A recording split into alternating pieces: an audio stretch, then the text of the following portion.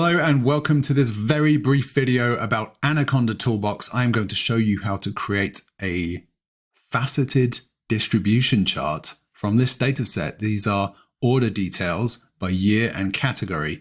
So let's go to the Formula tab of the ribbon and open the toolbox. Make that a bit wider.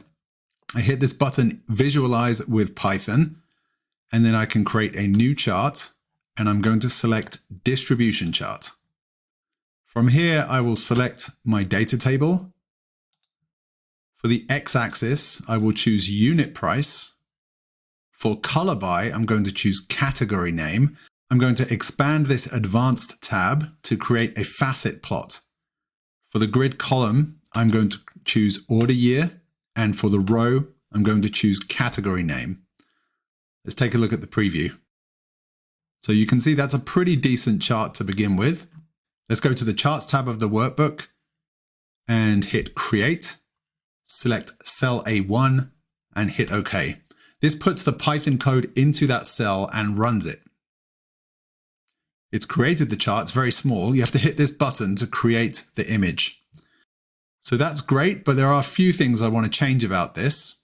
Now that I've created my chart, it is listed here on the visualizations pane. I can go away and do something else, come back, and it will still be here for me to edit. So we hit this to edit it. Down here, I have the x-axis values, or the ticks on the x-axis. Because this is such a large chart, I want to display them under each facet. So to do that, we just uncheck this Share X-axis button. Check the preview. You can see now that the X ticks are on every facet. Something else I might want to do is add horizontal grid lines. So we can do that in the Design tab. We expand this grid lines section and I'll select Major Horizontal. And while we're at it, I'm going to turn off the left border of each facet. Check the preview. So that's looking a lot better. Let's apply that. I don't need this legend here because each facet has a title showing the category name. So let's turn the legend off. On the Design tab, we select No Legend from the Legend Position control.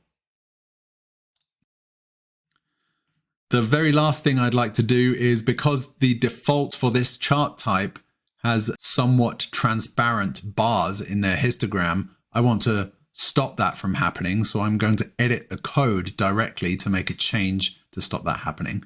So we go to the Code tab. You can see that all the selections that I've made have written this code, and this code is what produces this chart.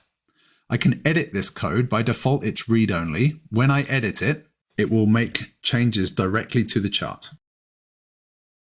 Alpha is the parameter for changing the transparency, and I'm going to set that to 1 to make it totally opaque. Now that I've done that, you can see that the grid lines are nicely behind the histogram bars, and that is good enough for me. Thank you for watching this brief introduction to VisBuilder in Anaconda Toolbox.